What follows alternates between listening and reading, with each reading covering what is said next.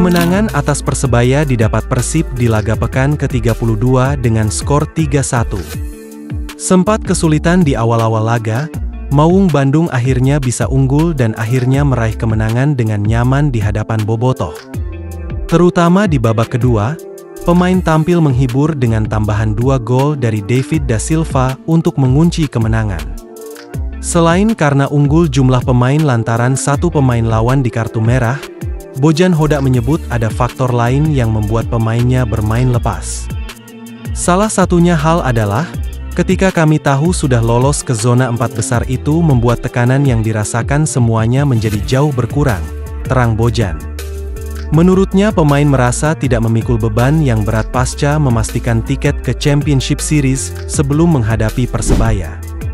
Sedangkan Ciro Alves dan kawan-kawan nyaris di sepanjang musim ini punya tekanan hebat usai memulai liga dengan start lambat.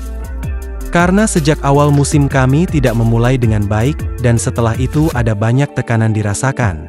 Tekanan pertama adalah bagaimana mampu keluar dari zona degradasi tapi kami secara perlahan-lahan bisa memperbaikinya dan bisa memasuki zona 4 besar, ujar Bojan. Duel panas Persib Bandung melawan Persebaya Surabaya ini melahirkan sejumlah fakta menarik. Simak ulasan berikut ini.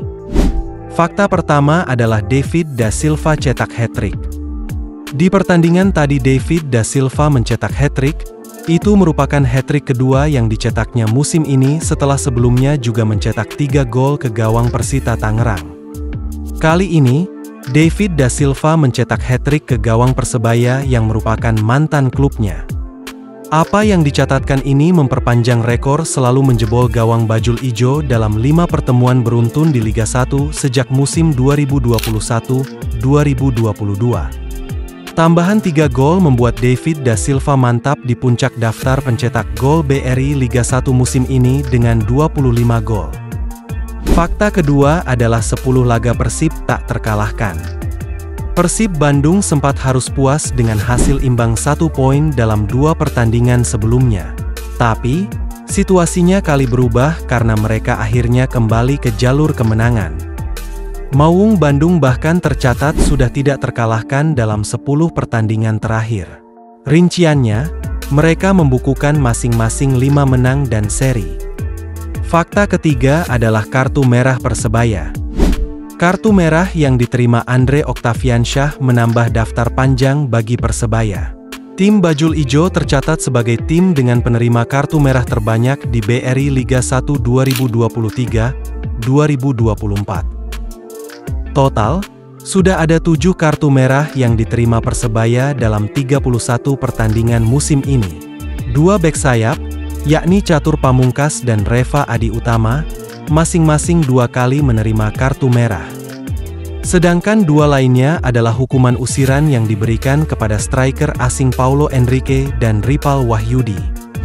Fakta terakhir adalah duet BCD semakin gacor dan akan ditakuti di semifinal nanti. Semakin mengerikan, 2 gol Persib tercipta dari duet Brazil DDS dan Ciro. Ini menandakan sinyal bahaya untuk lawannya nanti di semifinal Champions Series. Kabarnya dia Brazil ini kontraknya sudah diamankan Persib untuk musim depan. Pemain berita lainnya, Ezra Walian mengungkapkan kunci timnya menang atas Persebaya Surabaya. Dia menyebut hasil positif ini diraih berkat kekompakan tim. Pertandingan terakhir kami tidak cukup kompak.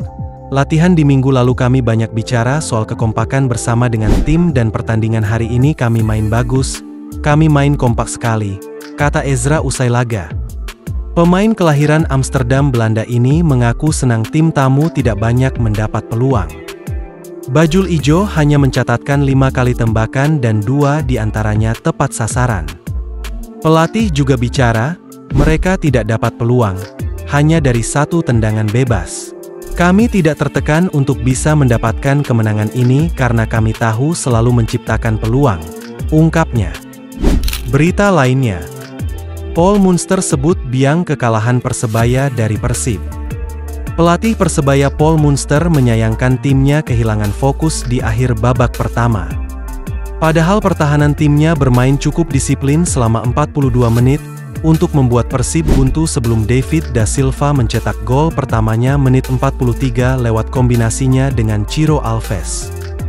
Babak pertama kita main bagus selama 42 menit.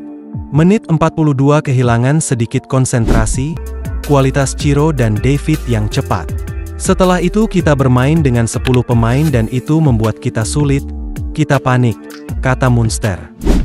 Bermain dengan 10 pemain Persebaya kesulitan menghentikan Ciro Alves dan David da Silva.